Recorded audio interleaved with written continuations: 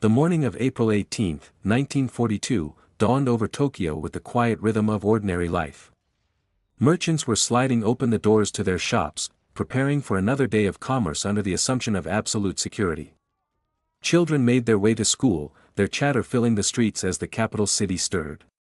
In this atmosphere of profound peace, no one suspected that in just a few minutes, the sky would be filled with the deep, unfamiliar roar of American engines.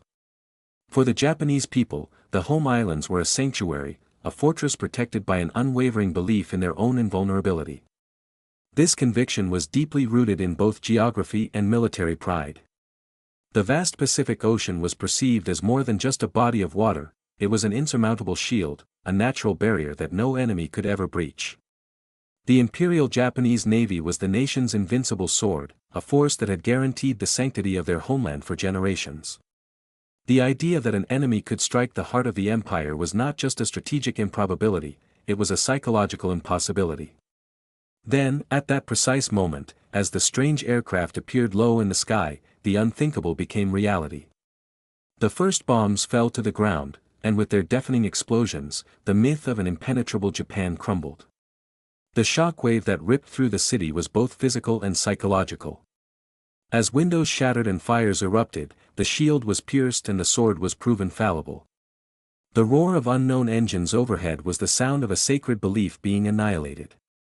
In those few minutes, the war, once a distant concept fought on foreign shores, had arrived in Tokyo, and the impossible had violently announced its arrival.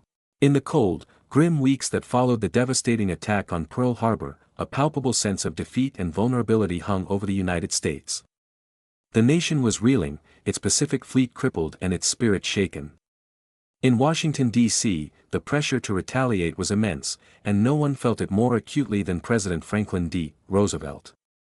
At his daily briefings, amidst reports of further Japanese advances across the Pacific, the president posed the same relentless question to his military chiefs: how could America strike back at Japan? It was more than a request for a military plan, it was a demand for a symbol of hope, a sign that the United States was not broken and that the war could be taken directly to the enemy's homeland. The challenge, however, seemed insurmountable. Japan was thousands of miles away, protected by the vast expanse of the Pacific Ocean and its powerful navy. A conventional attack appeared to be an impossibility. The answer would not come from a high-level strategic planning committee, but from a flash of inspiration in the mind of a single naval officer who wasn't even an aviator. On January 10, 1942, Captain Francis S. Lowe of the U.S. Navy was in Norfolk, Virginia, on a routine assignment. His purpose was to conduct an inspection of the newly commissioned aircraft carrier, the USS Hornet. As his aircraft descended towards the naval base, he gazed down at the flurry of activity on the airfields below. What he saw was a juxtaposition of two seemingly unrelated training exercises.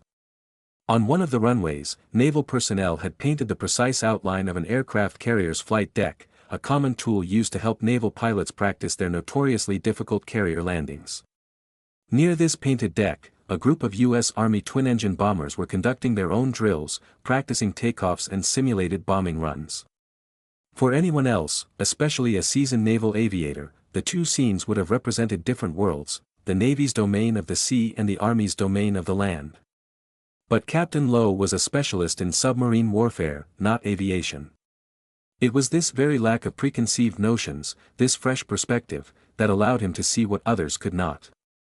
As he watched the Army bombers thunder down their runways, a bold and audacious idea instantly ignited in his mind: what if? What if it were possible to launch those twin-engine Army bombers, with their superior range and bomb capacity compared to carrier planes, not from a land-based runway, but from the deck of an aircraft carrier at sea?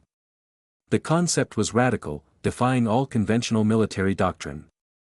Army bombers were large, heavy aircraft designed for the stability and length of solid ground. Aircraft carriers were floating, pitching platforms built for smaller, lighter, specially designed naval aircraft. The idea of combining the two seemed technically absurd. Yet, the logic was undeniable. If it could be done, it would solve the problem of range, allowing the bombers to get close enough to strike Japan before flying onto friendly territory in Asia. It was the only conceivable way to bridge the immense distance of the Pacific and answer the president's call for action.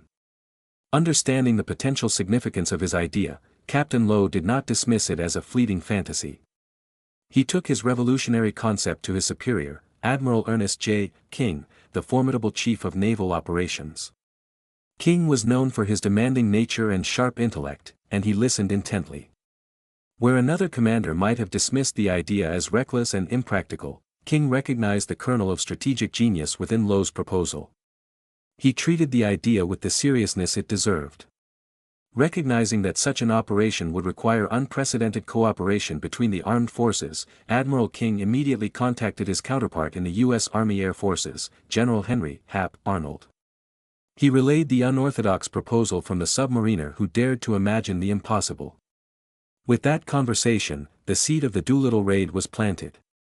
An idea born from a chance observation in the skies over Norfolk had now reached the highest echelons of the U.S. military, setting in motion a plan that would forever change the course of the war in the Pacific. With the audacious concept now approved at the highest levels, the mission transitioned from a theoretical idea into a daunting technical puzzle.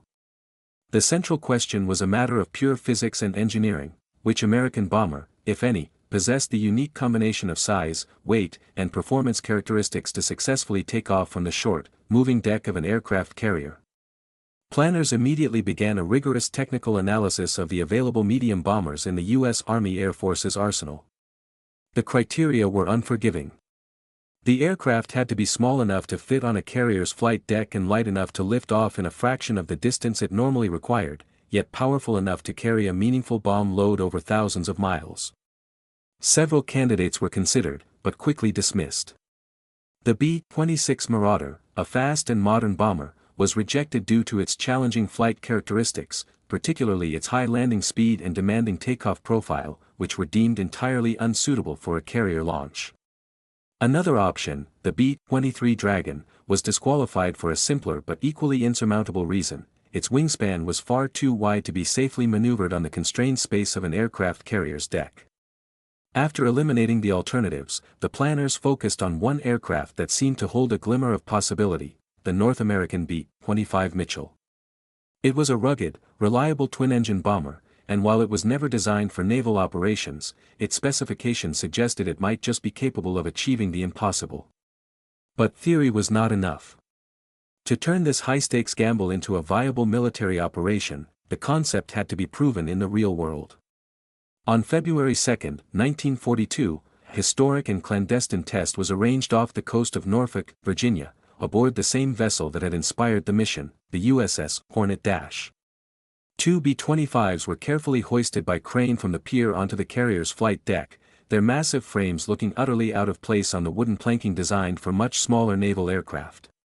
The success or failure of the entire mission hinged on what would happen next. At 1:27 p.m., Lieutenant John Fitzgerald pushed the throttles of his B-25 forward. The engines roared to life, and the bomber surged down the deck, lifting successfully into the air. The first hurdle was cleared.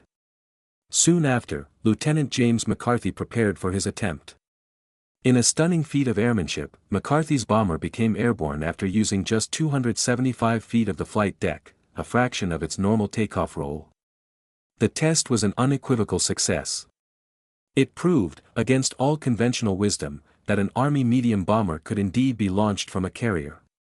The tension of the trials was punctuated by a moment of high drama and eventual comedy. During the test, the Hornet's general quarters alarm suddenly blared across the ship. Observers had spotted what appeared to be the periscope of an enemy submarine. The crew sprang into action, launching an immediate attack on the suspected target. An oil slick soon appeared on the surface of the water, seemingly confirming a successful hit. However, the periscope remained stubbornly in place. A subsequent investigation revealed the embarrassing truth: the crew had been attacking the mast of a merchant vessel that had been sunk in the area months earlier. With the aircraft selected and the takeoff concept validated, the final crucial piece of the puzzle was finding the right person to lead this incredibly dangerous and unorthodox mission.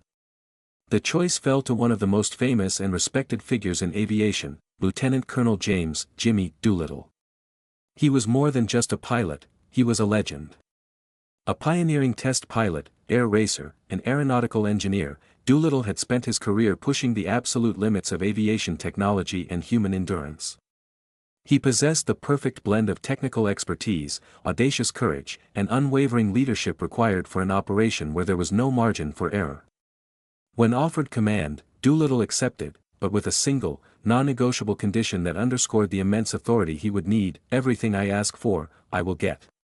The promise was made, and the mission now had its commander. The North American B-25 Mitchell was a capable medium bomber, but the aircraft that rolled off the factory assembly line was wholly unprepared for the unprecedented mission it was about to undertake.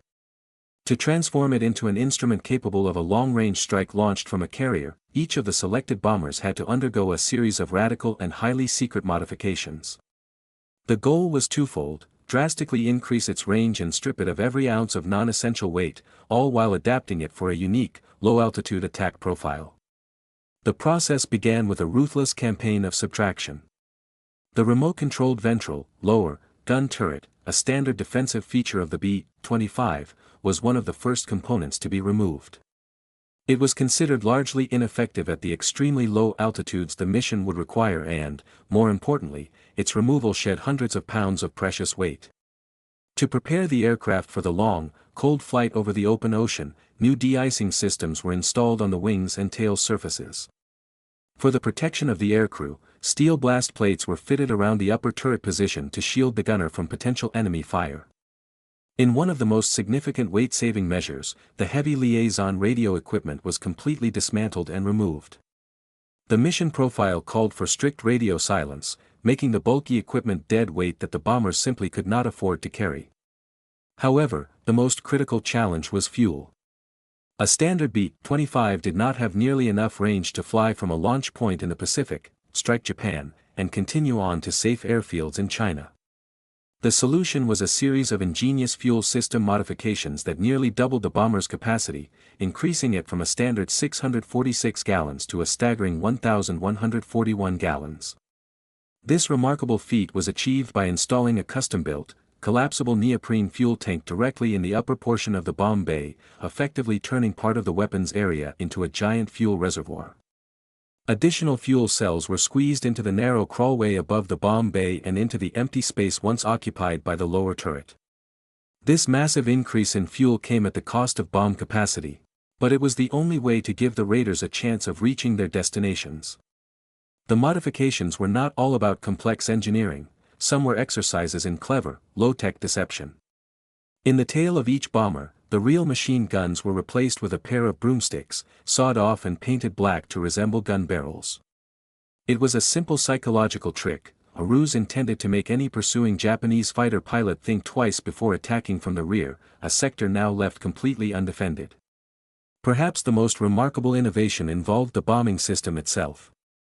The bombers were stripped of their top-secret Norden bombsight, a sophisticated and expensive piece of technology that cost the government $10,000 per unit. While revolutionary for high-altitude precision bombing, the Norden was less effective for the low-level attack profile planned for the raid.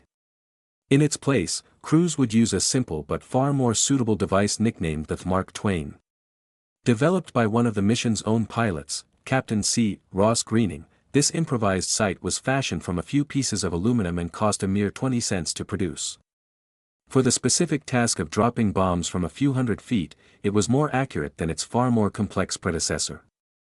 By the time the modifications were complete, these were no longer standard B-25s, they were highly specialized, stripped-down weapons, custom-built for a one-way mission into history.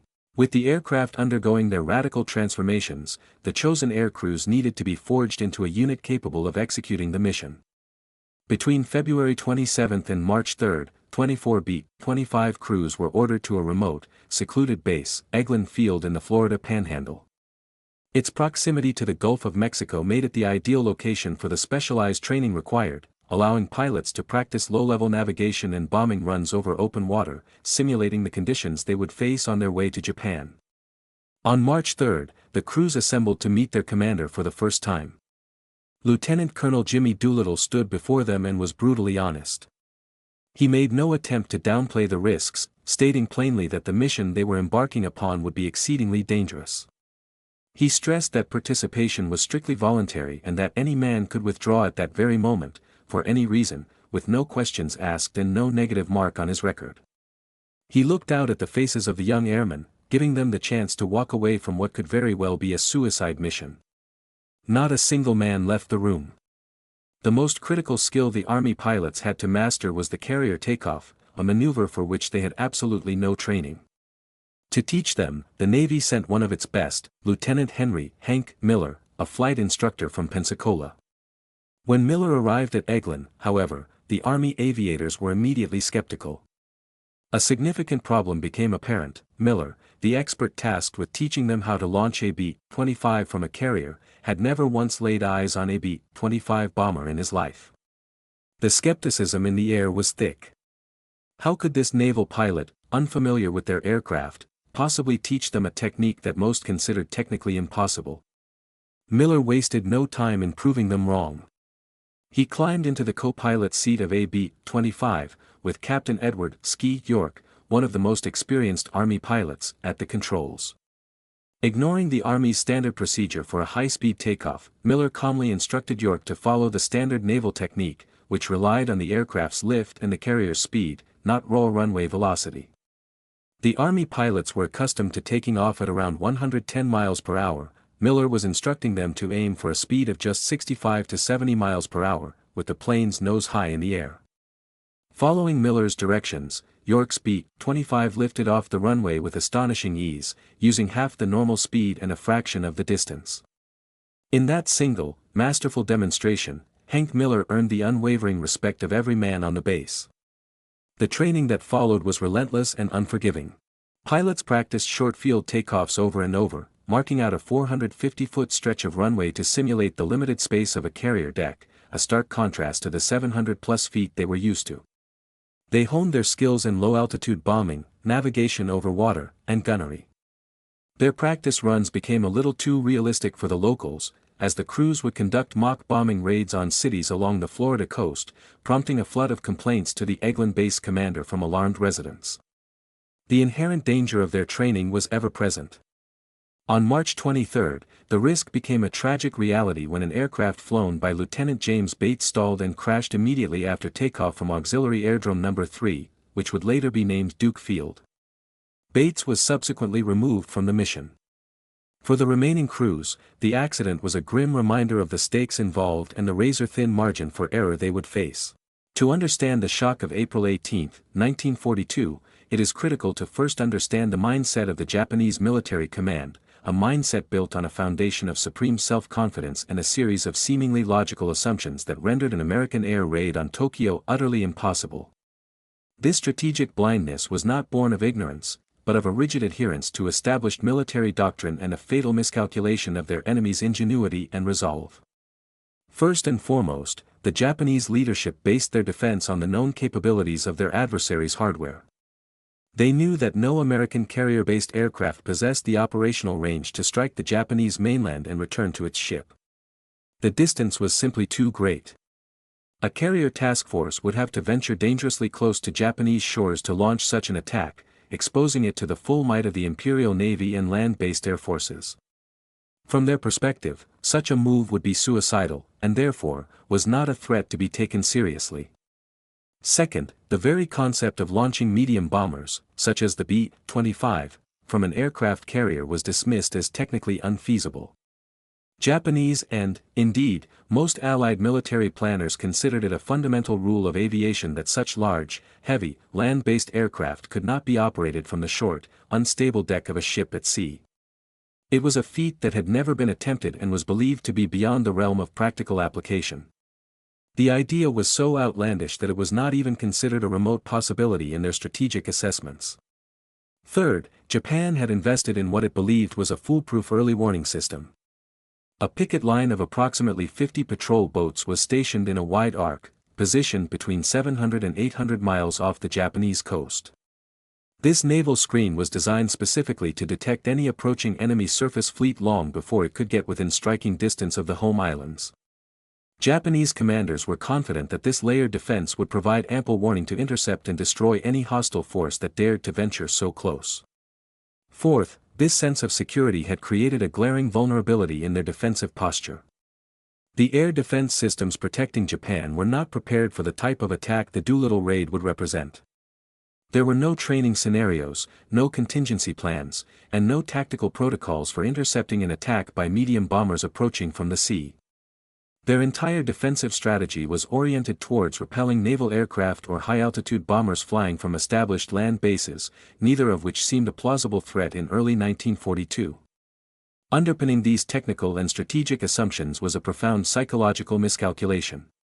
Japanese military analysts, buoyed by their string of stunning victories since Pearl Harbor, believed that American morale was shattered. They interpreted the lack of a significant American counterattack as proof that the United States was too demoralized, too disorganized, and too psychologically defeated to mount a daring, innovative, and high-risk operation. This fatal underestimation of their opponent's will to fight became the cornerstone of their strategic error, creating a blind spot so large that 16 American bombers would fly right through it. The final, secretive phase of preparation began on March 31, when the USS Hornet slipped through the waters of San Francisco Bay and moored at the bustling Alameda Naval Air Station in California. The sight of the massive aircraft carrier, preparing for its maiden combat voyage, was a clear signal that the mission was entering its most critical stage. That same day, the specially modified B-25 bombers made their short flight from their final staging point in Sacramento to Alameda, their engines thundering over the bay as they landed for the last time on solid ground. Over the next 24 hours, a delicate and unprecedented operation unfolded on the pier. One by one, 16 massive B-25 bombers were carefully hoisted by crane from the airfield and lowered onto the carrier's flight deck, a process watched with a mixture of awe and apprehension. The Army aircraft, with their wide wingspans and heavy frames, looked utterly alien on the wooden deck of a naval vessel. Each bomber was meticulously positioned and then securely lashed down in the precise order of its planned takeoff, a critical arrangement that left no room for error once the launch sequence began. The Army bombers were so large that they completely consumed the flight deck. The Hornet's own complement of fighter planes and dive bombers had to be stowed away on the hangar deck below, as the B-25s were too immense to fit on the ship's elevators. This logistical reality underscored the unique nature of the mission. The carrier had been transformed into a floating launch pad, dedicated to a single, one-way purpose. Its own aerial fighting capacity was sealed away, a clear sign that its primary role was not to fight, but to deliver its Army passengers to their launch point. This period of intense preparation was marked by a little-known detail that highlighted the immense pressure and caution of the leadership. The Hornet's commander, Captain Mark Mitcher, was unwilling to risk maneuvering the 19,800-ton vessel with an untested crew through the treacherous, fog-shrouded bay at night. He made an extraordinary decision. He halted the carrier in the middle of San Francisco Bay, anchoring the ship and its top-secret cargo until the safety of daylight. The moment of departure came on the morning of April 2. At precisely 10:18 a.m., the Hornet's anchors were weighed, and the great ship, laden with its strange cargo of Army bombers, passed under the Golden Gate Bridge and out into the vast expanse of the Pacific. It was the carrier's first-ever combat mission, a historic sortie into the unknown. The secrecy surrounding their point of departure would later give rise to one of the most famous anecdotes of the war. When pressed by journalists about the bomber's origin, President Franklin D. Roosevelt would answer with a wry smile, "They flew from our new secret base at Shangri-La." The name, borrowed from the fictional, Hidden Paradise in the novel, Lost Horizon - perfectly captured the mission's mystique and cemented its legendary status in the public imagination. For nearly 2 weeks, the USS Hornet and its escorting warships steamed westward across the vast, empty Pacific. For the 80 Army airmen living aboard the carrier, it was a period of intense anticipation and speculation. They knew their mission was of monumental importance, but its ultimate destination remained a closely guarded secret. On April 13, the solitary journey ended as the Hornet Task Force rendezvoused with a formidable fleet under the command of Admiral William Bull Halsey. This was Task Force 16, centered on the battle-hardened aircraft carrier USS Enterprise - which would now provide a powerful combat air patrol and escort for the final, most dangerous leg of the journey. It was only then, shielded by the full might of Halsey's force, that the secret was finally revealed to the Army crews. Gathered together, they learned their objective, Tokyo. The news sent a shockwave of emotion through the fleet. For the Navy sailors on the Hornet and Enterprise - who had been itching for a chance to strike back after Pearl Harbor, the reaction was one of pure envy. The Army men, however, erupted in a jubilant uproar. This was the moment they had been training for, the chance to take the war directly to the heart of the Japanese Empire. Sensing the gravity of the announcement, Jimmy Doolittle once again addressed his men. He asked if anyone, now knowing the extreme danger of striking the enemy's capital, wished to back out. The response was unanimous and unwavering, not a single man stepped forward.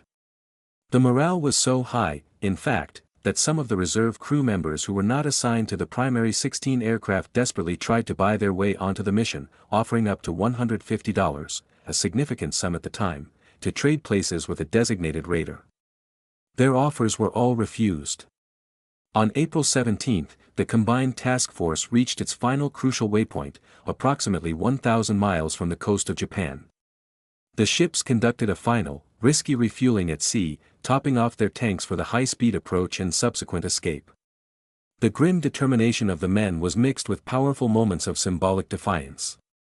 Several officers who, in the years of peace before the war, had been decorated by the Japanese government, now retrieved those medals. They attached them to the 500-pound bombs destined for Tokyo. Admiral Halsey himself took part in this ritual, strapping his own Japanese medal to a bomb and giving the airmen a simple, clear instruction: "Boys, return these medals with interest." But as the task force steamed into the final stretch, a tragic irony, unknown to Doolittle or any of his men, was already sealing their fate. The entire plan depended on landing at designated airfields in friendly areas of China after the raid. However, a critical failure in communication meant that their Chinese allies had not been fully informed about the specific nature or timing of the mission. Compounding the problem, a severe weather front was moving in over the Chinese coast. Believing a Japanese offensive was imminent, the Chinese forces maintained strict radio silence to prepare, leaving the incoming American raiders with no way to home in on the unprepared airfields. They were flying toward a phantom sanctuary. The final approach was a nerve-wracking dash through hostile waters, a high-stakes gamble where success depended entirely on remaining undetected. In the pre-dawn darkness of April 18, that gamble began to unravel. At 3:10 a.m., the radar on the USS Enterprise picked up two contacts, Japanese ships, just 11 miles ahead. Admiral Halsey immediately ordered a course change, and the American task force slipped past them in the dark, narrowly avoiding detection. The crisis seemed to have been averted. A short time later, at 5:58 a.m., a patrol aircraft from the Enterprise spotted another Japanese vessel 40 miles ahead of the fleet. Once again, Halsey altered course, and once again, the task force successfully evaded the enemy picket. For a few more precious hours, their luck held. But that luck ran out at 7:38 a.m.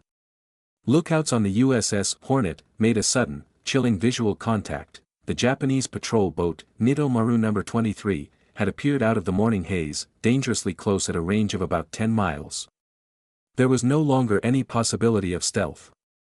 The American cruiser USS Nashville immediately opened fire with its powerful 6-inch guns, the shells splashing in the water around the small vessel. At the same time, dive bombers from the Enterprise screamed down from the sky, joining the attack to ensure the Japanese boat was silenced quickly. The Nito Maru was fatally hit and sank beneath the waves at 8:23 a.m., but the damage was already done. Before it went down, its radio operator had managed to transmit a frantic, uncoded warning message: 3 enemy aircraft carriers sighted. Position 600 nautical miles east of Inubosaki. On the bridge of the Enterprise American radio operators intercepted the signal, listening as the Japanese transmissions continued for a full 27 minutes after the first shots were fired. They knew with absolute certainty that their presence had been reported to the Japanese mainland. The element of surprise, the cornerstone of the entire mission, was now compromised, if not completely lost. Admiral Halsey was faced with a stark and momentous decision. The task force was still approximately 700 miles from Tokyo, a full 150 miles farther out than the planned launch point. It was also 10 hours earlier than scheduled. To launch now meant the B-25s would be stretched to the absolute limit of their fuel reserves, with virtually no margin for error.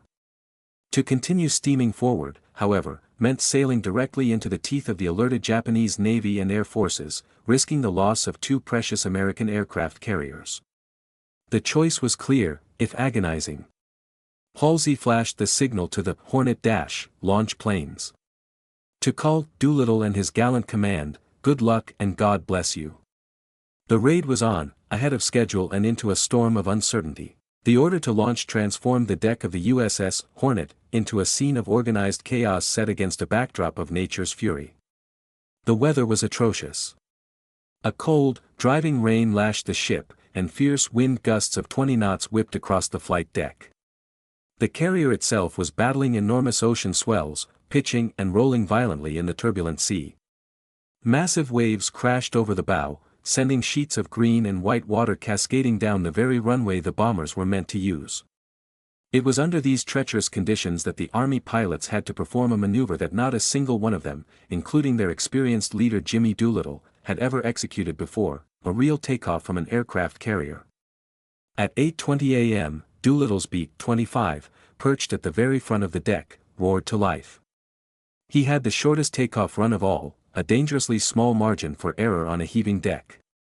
The deck crew timed the launch with practiced precision, signaling him to go at the exact moment the ship's bow crested a wave and reached its highest point, a crucial technique designed to give the heavy bomber a precious extra bit of upward lift.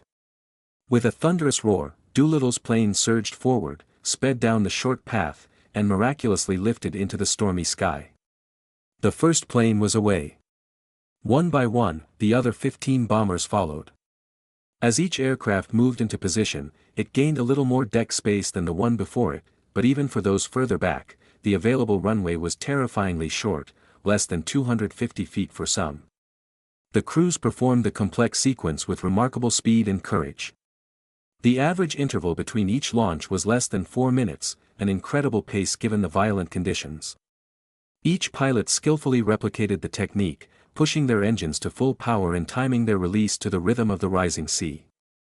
At 9:19 a.m., the 16th and final B-25 cleared the deck and climbed into the gray, overcast sky. In a stunning display of airmanship and nerve, every single one of the 16 bombers had launched safely. The entire operation, from the first takeoff to the last, had taken just under 1 hour. The moment the last bomber was airborne, the mission of the Naval Task Force was complete. Without a second's delay, the fleet executed a sharp 90-degree turn and, pushing its engines to a flank speed of 25 knots, began its high-speed retreat eastward, leaving the raiders to fly on alone toward Japan. After lifting off from the storm-tossed deck of the Hornet the 16 B-25s descended to wave-top level, skimming just feet above the churning Pacific. This low-altitude approach was their only defense, a desperate tactic to fly under Japanese radar and avoid visual detection by patrol planes or ships. For hours, they flew onward, navigating by dead reckoning, a challenging method of calculation based on their course, speed, and time. There were no radio beacons or friendly landmarks to guide them over the vast, featureless expanse of the ocean. Around noon, they began to arrive over the Japanese coastline. The impossible had happened. In Tokyo, the rhythm of a Saturday midday was shattered by an unfamiliar sound, the deep, guttural roar of twin-engine aircraft. It was a sound wholly different from the hum of the Japanese planes that citizens were used to. On the streets below, people stopped in their tracks, their conversations ceasing as their faces turned upward. The silhouettes they saw against the clouds were alien, menacing. For the first time in its long history, the capital of Japan was under attack by enemy bombers. The psychological shock was immediate and profound. As the B-25s thundered over the city, bombs began to fall. The raiders targeted military installations and key industrial areas, but some bombs fell near the sacred ground of the imperial palace. The city shuddered with the force of the explosions. Windows blew out, sending shards of glass flying through the air. Fires erupted, spewing black smoke into the sky. The screams of terrified citizens mingled with the sound of destruction. The myth of an invulnerable homeland, a sanctuary protected by divine will and military might, was being blown apart. Japan's air defenses, caught completely by surprise, mounted a feeble and ineffective response. Anti-aircraft batteries fired sporadically, but their aim was poor. Only one of the 16 B-25s sustained any damage, and it was minor. The attack was swift and brutally efficient. 12 of the bombers dropped their payloads on Tokyo, while the remaining 4 struck other strategic cities, including Yokohama, Kobe, Osaka, and Nagoya. Every bomb found a target. In a matter of minutes, the raiders had come and gone, leaving behind a trail of physical destruction and a deep, psychological wound. The myth of Japan's invincibility lay shattered in the rubble and broken glass of its capital. Once the bombs were away and the Japanese coast receded behind them, the mission entered its second, equally perilous phase, survival. 15 of the 16 B-25s banked southwest, flying along the southern coast of Japan before heading out across the stormy East China Sea. Their destination was a network of friendly airfields in eastern China, a sanctuary they would never reach. The 16th aircraft, critically low on fuel after the unexpectedly early launch, had no chance of making it to China and set a desperate course for the nearest alternative, the Soviet Union. The journey ended in chaos and tragedy. As fuel ran out over mainland China in the dark of night and terrible weather, the crews were forced to either bail out into the unknown or attempt crash landings on treacherous terrain. The immediate human cost was high. 2 men drowned when their aircraft ditched in the water, and another died when his parachute failed to deploy properly. For most, however, the ordeal was just beginning.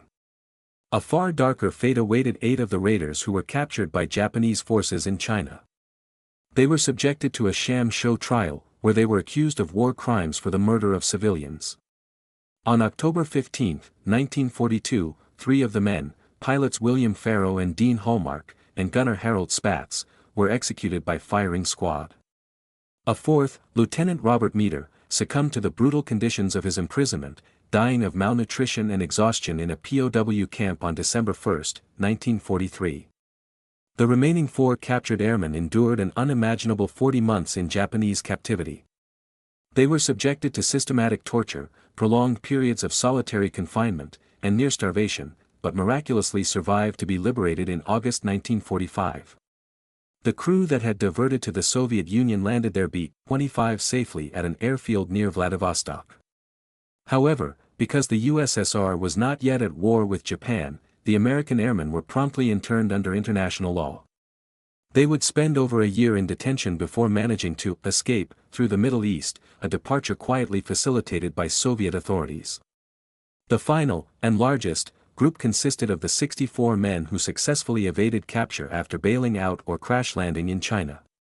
Their survival was owed entirely to the courage and compassion of strangers. They were found, hidden, and guided to safety by a network of Chinese civilians, local partisan fighters, and foreign missionaries who risked their own lives to shelter the Americans from searching Japanese patrols. These 64 men, after incredible hardship, eventually made their way to a zone of safety, completing their long and harrowing journey from the deck of the USS Hornet. The Doolittle Raid had struck a blow to Japan's pride, but its darkest and most tragic consequence was not felt in Tokyo, but in the provinces of eastern China. The humiliation of the raid quickly curdled into incandescent rage when the Japanese High Command learned that Chinese civilians had actively aided and sheltered the American airmen. In late April, the Imperial General Headquarters in Tokyo issued a direct order to the 13th Army, supported by elements of the 11th and North China Armies, to carry out a punitive operation. This directive unleashed the Zhejiang-Jiangxi campaign, a brutal and systematic operation of vengeance.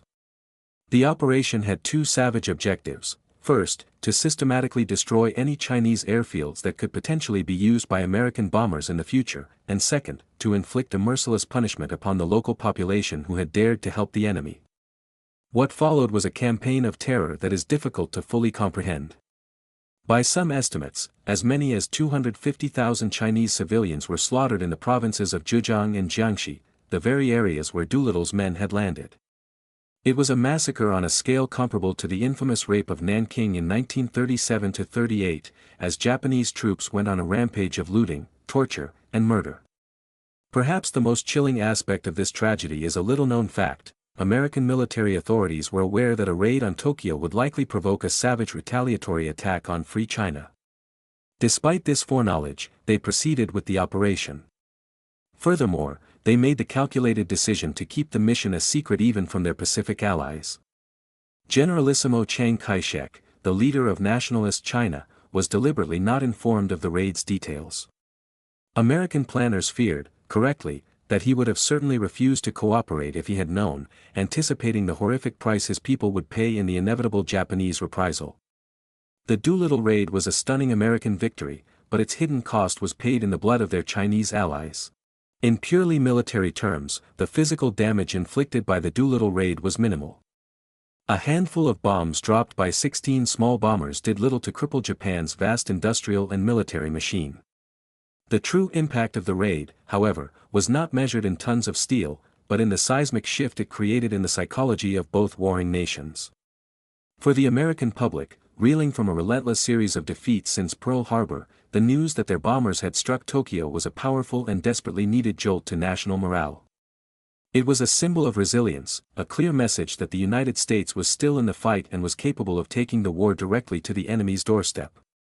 For the Japanese people and their military leadership, the psychological blow was just as profound, but in the opposite direction. The raid shattered the deeply held myth of an invulnerable homeland, replacing a feeling of supreme security with a new and unsettling sense of vulnerability. For the High Command, the attack was a source of immense humiliation. Their defenses had been breached, their capital attacked, and their enemy had proven far more resourceful and daring than they had ever imagined. This sense of shame had immediate and catastrophic strategic consequences. Admiral Isoroku Yamamoto, the architect of the Pearl Harbor attack, seized upon the raid as the ultimate justification for his ambitious plan to seek out and destroy America's remaining aircraft carriers. He forcefully argued that the carriers represented a direct threat to the emperor and the homeland, and that they must be eliminated at all costs. The Doolittle Raid, which took place on April 18, became the critical catalyst that silenced any remaining opposition to his plan, Operation MI. This led directly to a critical strategic error. Goaded by the sting of the raid, the Japanese Imperial Navy accelerated its timeline for a decisive confrontation, leading them into the Battle of Midway, which took place from June 4 to 7, 1942. In their haste to force a battle and eliminate the American carrier threat, they overextended their forces and sailed into a well-laid American trap. The resulting defeat was catastrophic. Japan lost 4 of its finest aircraft carriers, the core of its naval power, and with them, its offensive initiative in the Pacific War. In a profound paradox, the bold American raid, designed as a retaliatory gesture, provoked a rash and emotional response from the Japanese command that hurried them toward their ultimate downfall. Furthermore, in the immediate aftermath of the raid, Japan was forced to pull significant air and naval assets back from its offensive operations across the Pacific to bolster the defense of the home islands, further weakening its strategic position. The Doolittle Raid, while tactically minor, had set in motion the chain of events that would turn the tide of the war. In the chaotic aftermath of the raid, Jimmy Doolittle parachuted from his crippled bomber into the darkness over China.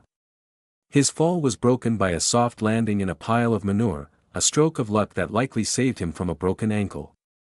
Despite his survival, Doolittle was consumed by a sense of failure. He believed the mission was a complete disaster because all 16 of his aircraft had been lost. When he finally reconnected with his men, he was convinced he would face a court-martial for losing his entire command. The reality, however, was dramatically different. Instead of a tribunal, Doolittle was met with a hero's welcome. In a move that stunned the military establishment, he was promoted directly from lieutenant colonel to brigadier general, skipping the rank of colonel entirely.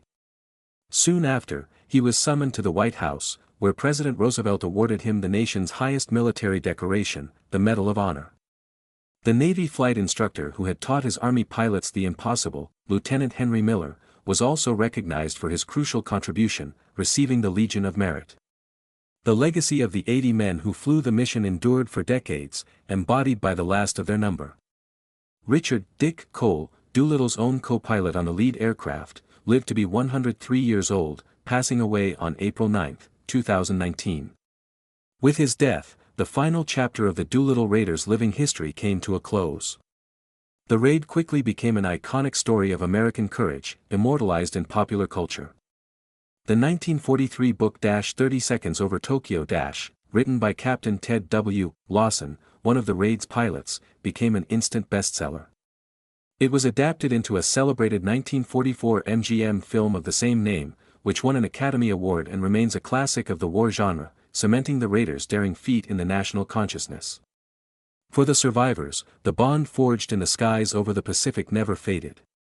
They gathered annually for solemn reunions, honoring their fallen comrades with a poignant ritual known as the final toast.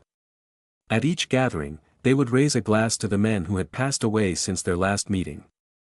This solemn tradition continued for decades, a powerful symbol of their shared experience, finally concluding with the passing of the last of these extraordinary heroes. The Doolittle Raid stands as a powerful and enduring lesson in military history. Overconfidence is the worst possible enemy. The Japanese military command, utterly convinced of the technical impossibility of such an attack, failed to even imagine a scenario in which the Americans would find a way to achieve the impossible. Their strategic vision was blinded by their own assumptions. In contrast, the raid was a stunning demonstration of the power of American innovation, seamless inter-service cooperation between the Army and the Navy, and unwavering determination in the face of insurmountable odds. For Japan, the attack shattered the nation's sense of invulnerability and served as a chilling omen of the massive strategic bombing raids that would, in the years to come, lead the nation to its final capitulation in August 1945. The historical significance of the mission was perhaps best captured by Admiral William "Bull" Halsey, who signaled to Doolittle's men, "I know of no more gallant deed in history than that performed by your squadron. You have made history." Ultimately, the Doolittle Raid became a timeless symbol of the principle that even in the darkest and most desperate moments of a war, boundless courage and human ingenuity can fundamentally change the course of history.